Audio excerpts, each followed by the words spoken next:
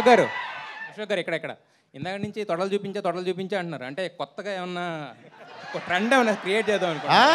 Trend set చేద్దాం అనుకుంటున్నారా? అంటే ఇప్పటివరకు హీరోలు తొడలు చూపించడం ఫస్ట్ టైం, దాని గురించి ప్రమోట్ చేస్తున్నారు పదే. ఏంటి మొగలు తొడలు చూడటానికి కూడా ఇంత ఉత్సాహం చూపిస్తున్నారు? కాదు సార్, మీరు చూపిస్తుంది మీరు కదా. ఆయన ఏమైందాక మీ గుండెల్లో పెట్టుకుంటా, ఇద్దరు అమ్మాయిలు ఇక్కడ పెట్టుకుని విశ్వకి నీ గుండెల్లో పెట్టుకుంటాం ఏంటి? మీరు మొగోడు తొడలు చూస్తానంటే ఏంటంత మంచి? అదే సార్, మీరే కదా చెప్పింది తొడలు చూపించే అన్నాడు. ఆయన సెట్ చేద్దాం అనుకుంటున్నారా? మీరే అన్నాడు కదా విశ్వకి నీ గుండెల్లో పెట్టుకున్నాడు. ఇద్దరు అమ్మాయిలు ఇక్కడ పెట్టుకుని విశ్వకి నీ గుండెల్లో పెట్టుకుంటాం ఏంటి? సార్ నేను అడిగింది వేరేది సార్, అది అడిగింది ఆయన. నేను అడిగిన దానికి ఆన్సర్ చెప్పాలి మీరు. తొడలు చూపిస్తే తొడల గురించి డిస్కషన్ ఎందుకు?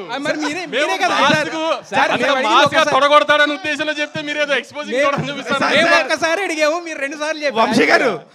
వంశీ గారు మీరు ఆ సాంగ్ లో చూపించింది వేరు, ఆయన తొడలనే టాపిక్ తీసుకొచ్చి దాన్ని డైవర్ట్ చేస్తున్నారు. అది కొత్తగా ట్రెండ్ సెట్ చేద్దాం. ఇప్పుడు ఇందాక అందరూ అంటున్నారు అన్న తమ్ముళ్ళు, అందుకని తారక్ అన్న కొట్టినంత గట్టిగా తొడగొడతాడని చెప్తున్నాను. ఓకే కృష్ణ చైతన్య, నా తొడల గురించి డిస్కషన్ ఆపితే విల్ క్యారీ ఫార్వర్డ్. విశ్వక్ గారు విశ్వక్ గారు ఇక్కడ యాక్చువల్గా మీరు ఆల్రెడీ డైరెక్టర్. ఇంతకు ముందు నేను గట్టిగా కొట్టారు ఒకటి మాస్కో దాసు దమ్కి. ఇప్పుడు ఆయన అక్కడ తొడలు కాదు హిట్లు నేను చెప్పింది.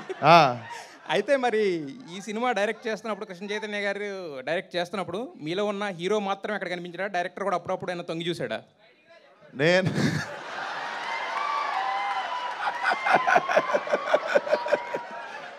అరే ఎవడు రావడు?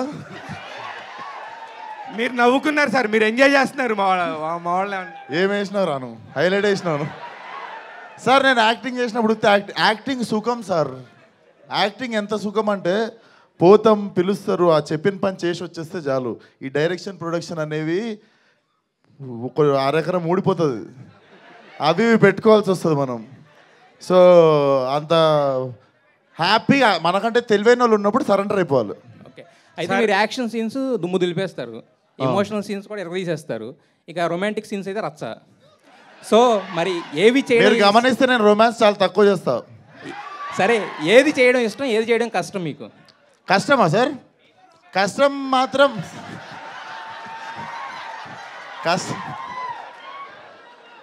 అది నిజంగానే కష్టం రా.